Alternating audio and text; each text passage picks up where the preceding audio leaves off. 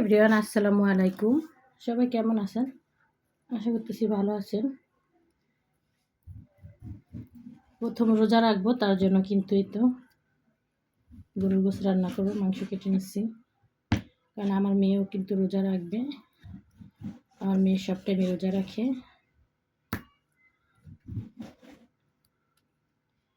কারণ সবার যারা মুসলিম সবার মনে কিন্তু অনেক আনন্দ রোজার সময়।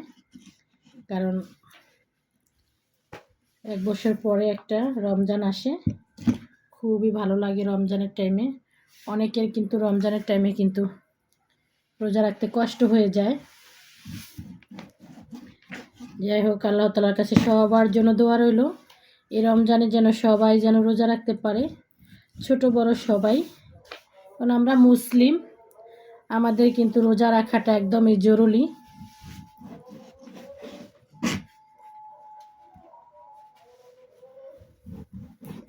আর আমার কিন্তু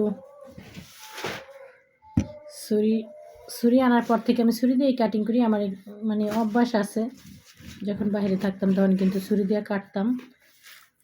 তো আমার সে থেকেই কিন্তু অভ্যাসটা হয়ে গেছে। বাজার থেকে তো বড় বড় পিস এনেছি, এগুলো তো না কেটে রান্না করা যাবে না, এত বড় সাইজের।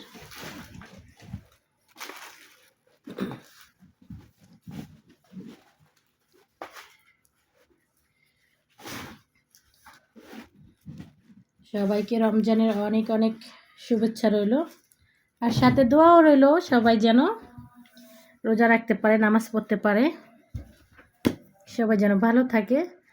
আল্লাহ হাফেজ।